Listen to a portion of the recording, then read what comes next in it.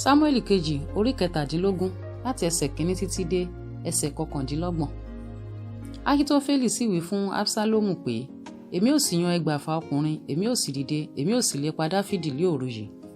Èmi ò sì yọ sí i nígbà tí àárẹ̀ bá mú un tí ọwọ́ rẹ̀ sì ṣaláìlé, èmi ò sì dá ìpayà bá a. Gbogbo àwọn ènìyàn tó wà lọ́dọ̀ rẹ̀ yóò sì sá, èmi ò sì kọlu ọba nìkan ṣoṣo. Èmi ò sì mú gbogbo àwọn ènìyàn padà sọ́dọ̀ rẹ̀. Ọkùnrin náà tí ìwọ ń wá sì rí gẹ́gẹ́ bí ẹni pé gbogbo wọn ti padà. Gbogbo àwọn ènìyàn yóò sì wà ní àlàáfíà. Ọ̀rọ̀ náà sì tọ́ lójú Absalomu àti lé ojú gbogbo àwọn àgbà Israẹli. Absalomu sì wí pé, ǹjẹ́ pé Huṣai ará Arki, àwa ò sì gbọ́ èyí tí ó wà lé ẹnu rẹ̀ pẹ̀lú. Huṣai sì dé ọ̀dọ̀ Absalomu. Absalomu sì wí fún un pé, báyìí ni Ahitofeli wí, kí àwa kí ó ṣe bí ọ̀rọ̀ rẹ̀ bí kò bá sì tọ́ bẹ́ẹ̀ ìwọ wí. Huṣai sì wí fún Absalomu pé, ìmọ̀ tí Ahitofeli gbà ní kò dára nísinsìnyí. Huṣai sì wí pé, ìwọ mọ bàbá rẹ àti àwọn ọmọkùnrin rẹ pé alágbára ni wọ́n sì wà ní kíkorò ọkàn bíi àmọ̀tẹ́kùn tí a gbà lé ọmọ ní ìgbẹ́. Bàbá rẹ sì jẹ́ jagunjagun ọkùnrin, kì yóò bá àwọn ènìyàn náà gbé pọ̀ lé òru. Kíyèsí, ó ti fi ara rẹ̀ pamọ́ nísinsìnyí ní ihò kan tàbí ní ibòmíràn. Yóò sì ṣe nígbà tí díẹ̀ nínú wọn bá kọ́ ṣubú, ẹnikẹ́ni tí ó bá gbọ́ yóò sì wí pé ìparun sì ń bẹ nínú àwọn ènìyàn tí ń tọ Absalomu lẹ́yìn. Ẹni tí ó sì ṣe alágbára tí ọkàn rẹ̀ sì dàbí ọkàn kìnìún yóò sì rẹ̀, nítorí gbogbo Israẹli ti mọ̀ pé alágbára ni bàbá rẹ̀ àti pé àwọn tí ń bẹ lọ́dọ̀ rẹ̀ jẹ́ alágbára. Nítorí náà èmi dámọ̀ràn pé kí gbogbo Israẹli wọ́jọ pọ̀ sọ́dọ̀ rẹ̀ láti Dánì títí dé Bẹ́ṣébà, gẹ́gẹ́ bí iyanrìn tí ó wà létí òkun fún ọ̀pọ̀lọpọ̀, àti pé kí ìwọ tìkára rẹ kí ó lọ sí ogun náà. Àwa ò sì yọ sí i níbikíbi tí àwa ò gbé rí i. Àwa ò sì yí i ká bí ìrì tí í sẹ̀ sí ilẹ̀. Àní ọ̀kan kì yóò kù pẹ̀lú rẹ̀ nínú gbogbo àwọn ọmọkùnrin tí ó wà lọ́dọ̀ rẹ̀.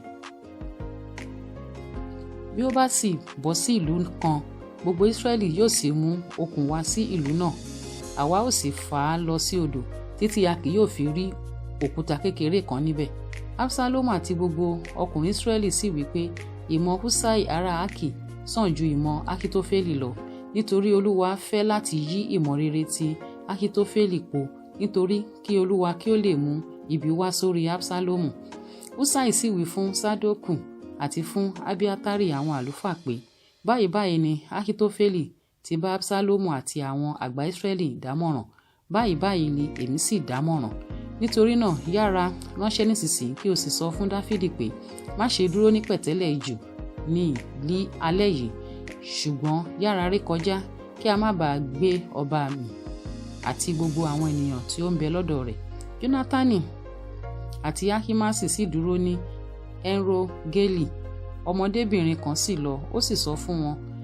Àwọn sì lọ, wọ́n sọ fún Dáfídì ọba nítorí pé kí a má bàa rí wọn pé wọ́n wọ ìlú. Ṣùgbọ́n ọ̀dọ́mọkùnrin kan rí wọn, ó sì wí fún Absalomu. Ṣùgbọ́n àwọn méjèèjì sì yára lọ kúrò, wọ́n sì wá sí ilé ọkùnrin kan ní Bahurimu, ẹni tí ó ní kànga kan lé ọgbà rẹ̀, wọ́n sì sọ̀kalẹ̀ sí ibẹ̀. Obìnrin rẹ̀ sì mú nǹkan ó fi bo kànga náà, ó sì sa àgbàdo sórí rẹ̀, a kò sì mọ̀. Àwọn ìránṣẹ́ Absalomu sì tọ̀ obìnrin náà wá ní ilé náà, wọ́n sì béèrè pé níbo ni Ahimasi àti Jónátánì gbé wà. Obìnrin náà sì wí fún wọn pé wọ́n ti gòkè rékọjá ìṣàn odò nì. Wọ́n sì wá wọn kiri, wọn kò sì rí wọn. Wọ́n sì yí padà sí Jerúsálẹ́mù. Ó sì ṣe lẹ́yìn ìgbà tí wọ́n yẹra kúrò tán, àwọn sì jáde kúrò nínú kànga. Wọ́n sì lọ, wọ́n sì rò fún Dáfídì ọba. Wọ́n sì wí fún Dáfídì pé, dìde kí o sì gòkè odò kankan, nítorí pé báyìí ni Ahitofeli gbìmọ̀ sí ọ. Dáfídì sì dìde àti gbogbo àwọn ènìyàn tí ń bẹ lọ́dọ̀ rẹ̀, wọ́n sì gòkè odò Jọ́dánì. Kí ilẹ̀ tó mọ́, ẹnìkan kò kù tí kò gòkè odò Jọ́dánì. Nígbà tí Ahitofeli sì rí i pé wọn kò fi ìmọ̀ tirẹ̀ ṣe, ó sì di kẹ́tẹ́kẹ́tẹ́ rẹ̀ ní gàárì, ó sì dìde, ó lọ ilé rẹ̀, ó sì palẹ̀ ilé rẹ̀ mọ́, ó sì pokùnso, ó sì kú, a sì sin sí ibojì bàbá rẹ̀. Dáfídì sì wá sí Mahanaimu. Absalomu sì gòkè odò Jọ́dánì, òun àti gbogbo àwọn ọkùnrin Israẹli pẹ̀lú rẹ̀. Absalomu sì fi Amasa ṣe olórí ogun ní ipò Joabu. Amasa ẹni tí í ṣe ọmọ ẹnìkan orúkọ ẹni tí à ń pè ní Itra ará Ísírẹ́lì tí ó wọlé tọ̀ Abigaili ọmọbìnrin Nahasi arábìnrin Seruiah ìyá Joabu. Ísírẹ́lì àti Absalomu sì dó ní ilẹ̀ Gileadi.